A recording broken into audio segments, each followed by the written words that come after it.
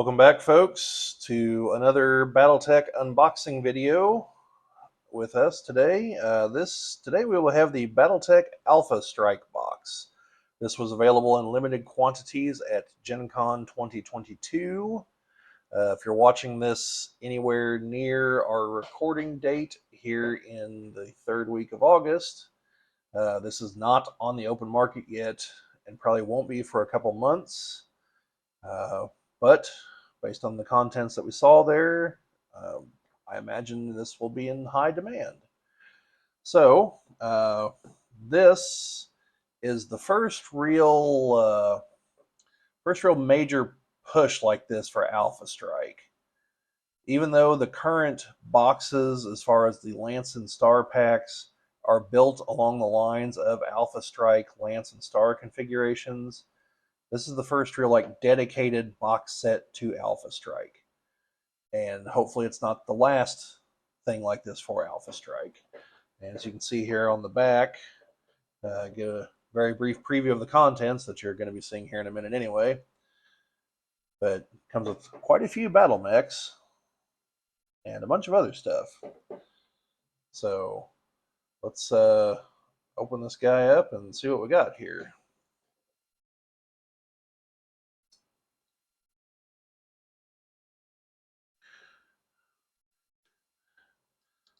As per usual with these, cut cellophane. Trying to cut ourselves. That would be bad.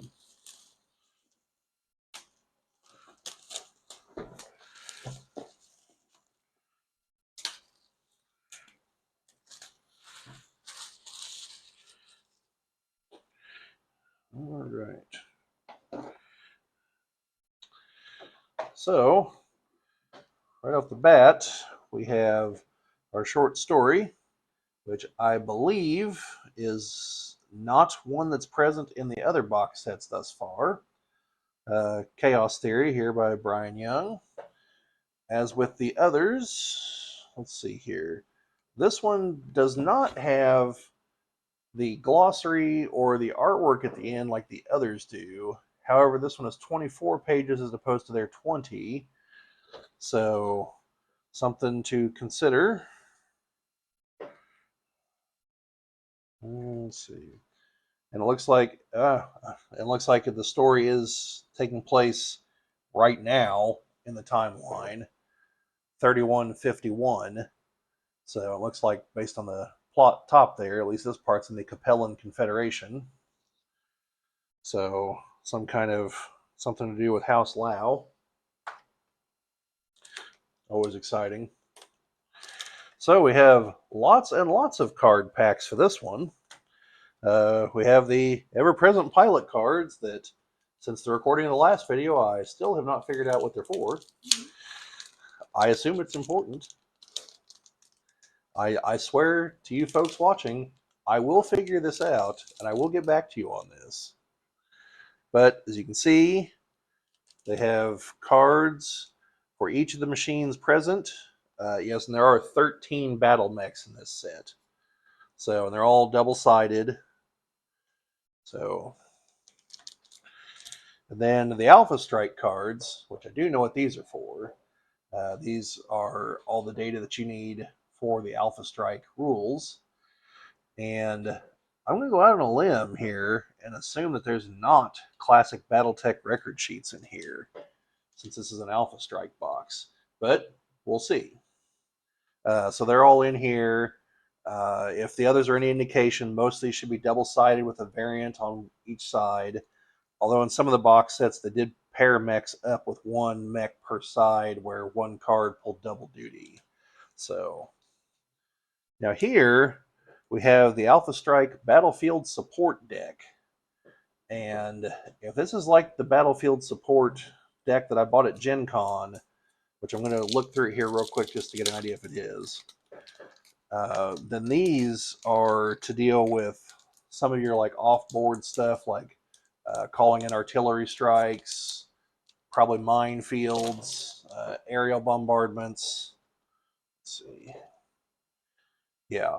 So here's our card up front that kind of presumably explains the rules. I hope it does because it says it's a rule card. So let's see. Okay, so yeah, you determine the amount of points that each player is going to get for these, and then you go for it. It's like you have a light strike, a heavy strike, light bombing, and presumably in the rule book it kind of explains the numbers that we see here: a heavy bombing,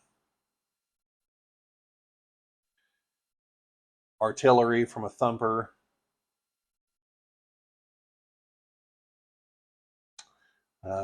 different artillery from a sniper. So yeah, these are these represent artillery and aerospace assets essentially, so that you don't have to have the miniatures for them. The part I know you're all waiting for, the 2d6. They do look exactly the same as the others. Fine collection coming up. Now that the suspense of that is over, here are the miniatures.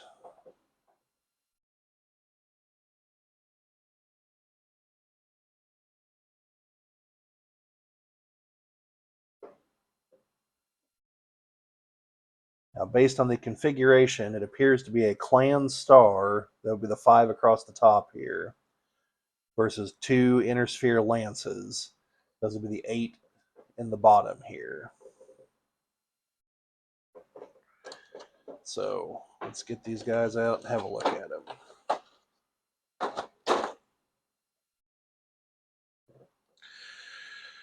We have a Black Hawk.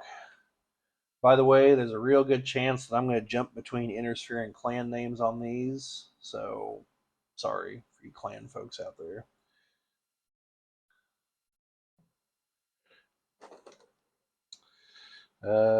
Oh, you know, I think I spoke too soon. These might be intermixed. So yeah, it looks like it's really just the small ones up top. So let's go for the clan machines first. This is a Mad Cat uh, Mark 1.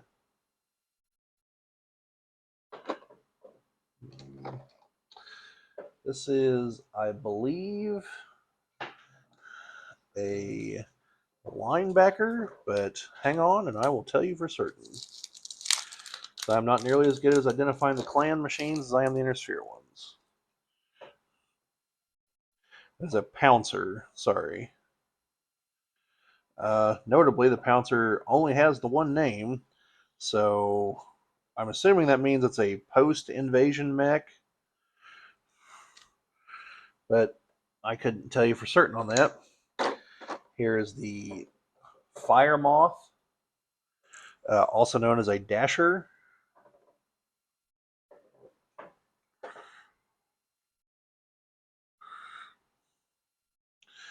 And then the Warhawk, also known as a Masakari. And those are the 5 clan machines. So then for the inner sphere, we have the Wasp,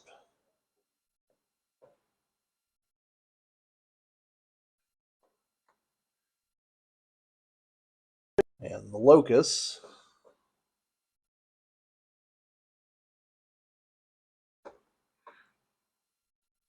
a Blackjack,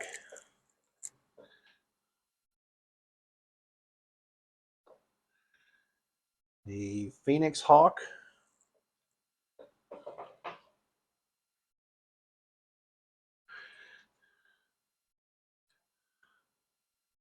and then one of our new machines to this set, the Wraith.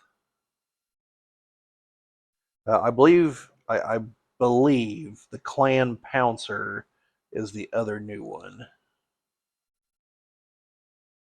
Not available in other sets at the moment. This is the Archer. Again, these are still inner sphere mechs. The rest of these will be. This is a Warhammer. Not to be confused with the intellectual property owned by Games Workshop. And Don't worry, he's big and can take a fall. And the Atlas, a fan favorite.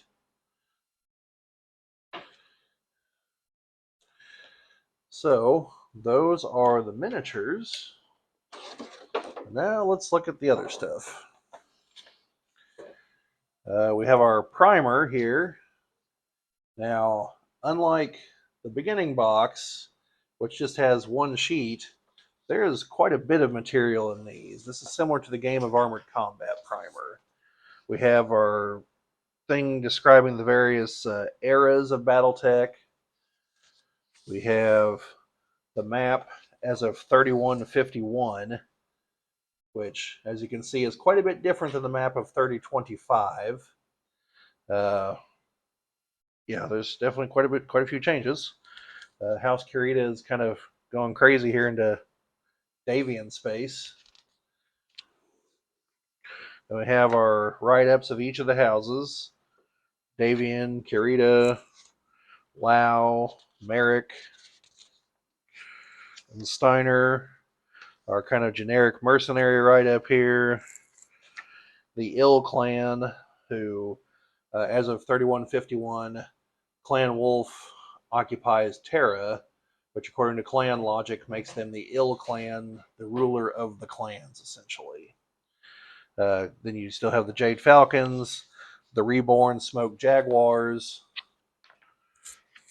the Raslahag Dominion, which is where the Free Raslahag Republic was overtaken by the Ghost Bears and combined, and they're probably one of the more successful fusions of clan and inner sphere folks getting along for the most part. Clan Sea Fox, they're space Walmart essentially, uh, plus also arms dealers. Clan Hell's Horses, they're kind of unique in that they employ a lot more vehicles than the other clans tend to, and and elementals and infantry and the like. Oh yeah, and the quad mechs. Then the Raven Alliance, I believe, are known more for their aerospace assets, but I don't quite know. Also, this was Clan Snow Raven that took over the Outworlds Alliance, who their old description said that they were essentially Amish-like.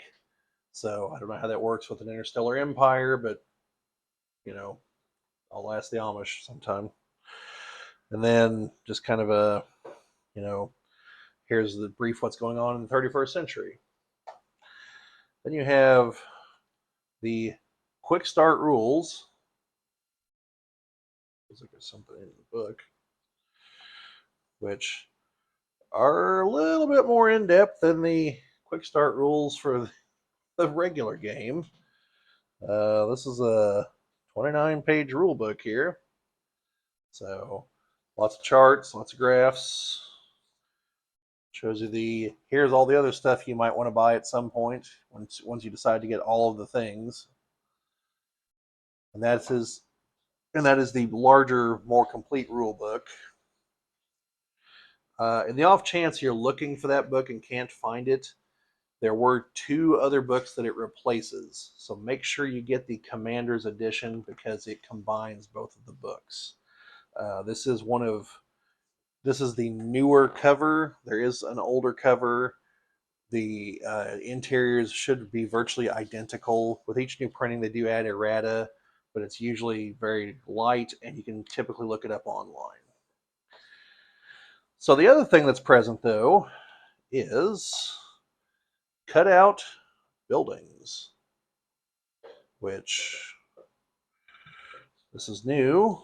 Normally, the BattleTech games don't come with terrain, but there's a couple of them actually. But Alpha Strike is written assuming that you're playing it on not on a gridded map, just open and just measuring distances. So you can use normal terrain that doesn't have to conform to a hexagonal grid. So, I don't know. So I could try to put one of these together here real quick, just to see what that looks like.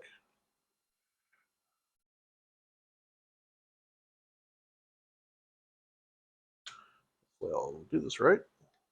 Not make a total fool of myself. Unable to do an arts and crafts project that a 5-year-old could probably do.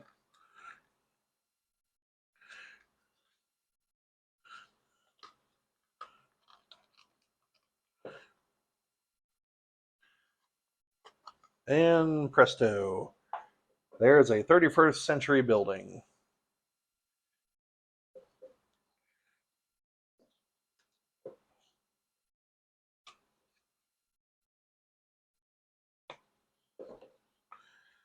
Do one more here just to show you some variety. I'm going to show you how easily these do go together. Because as you saw, I had not opened this before. I've not tried to do this before. This is very easy. These should come apart very easily too to lay flat again.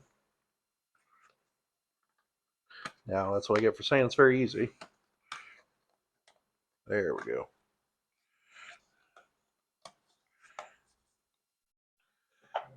So there's a building of a different elevation.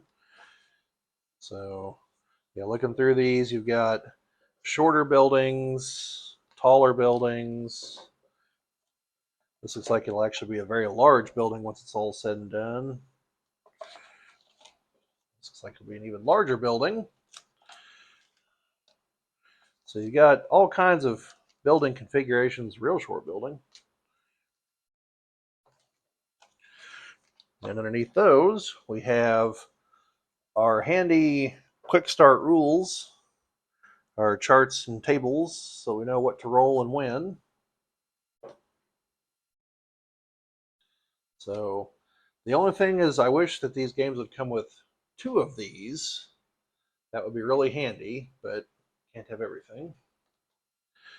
Well, they expect you and your friend are buying it. Yeah, but there's 2 different armies. So then we also have some trees. I don't know if they're happy trees or not. I don't have Bob Ross here to tell me. But they are trees. And we also have some objectives. Looks like these are markers for conditions, objectives. That should be an artillery strike unless I'm mistaken, and more trees.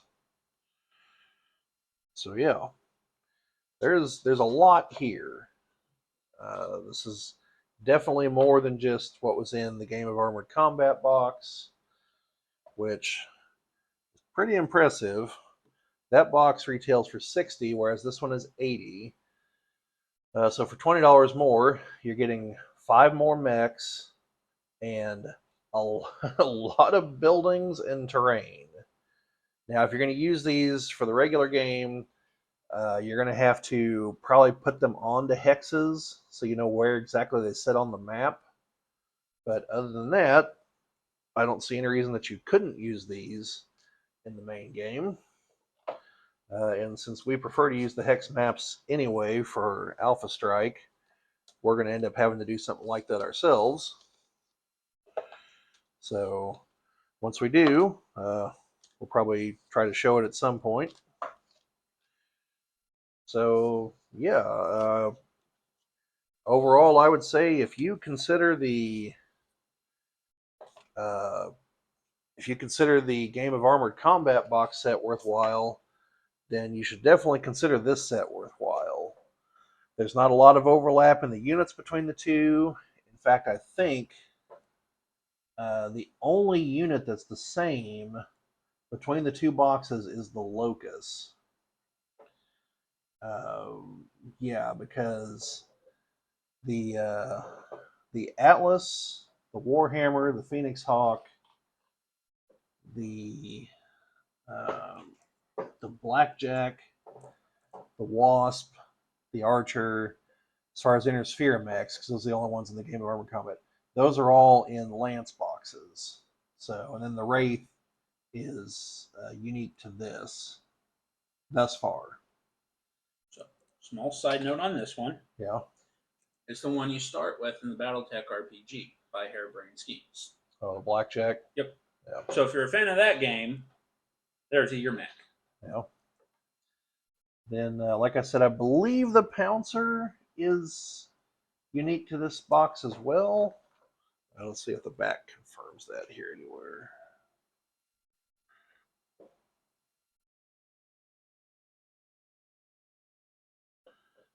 No, unfortunately, the back doesn't tell me one way or the other on that.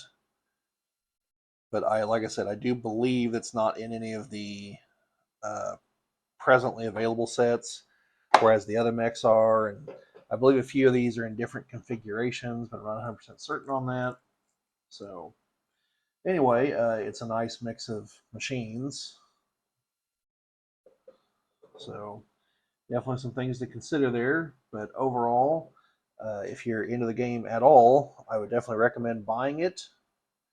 Uh, it's you're talking two lances and a star. So if you bought just those at retail at present, I believe those would run you something like $80 because the two lances I believe would be 25 a piece, and the star would be 30. I could be off on those, but I believe those are the prices, uh, which would be $80. And like I said, this box set is $80. So for $0 extra, you get all kinds of terrain, buildings, trees, everything, and a shortened version of the battlefield support deck. So yeah, I consider this entirely worthwhile. Now, as my guess did pan out, there was no classic BattleTech record sheets, and there is no map because again, Alpha Strike assumes that you're not using a map. However, in the Commander's Edition rulebook, it does explain how to use the hex maps. It just comes down to it's a very simple conversion as far as the distance, because the distances for Alpha Strike are in inches. And I believe you basically just cut them in half. It's been a while, but I believe you just cut them in half, and that's the number of hexes. So it's pretty straightforward. Nothing complicated.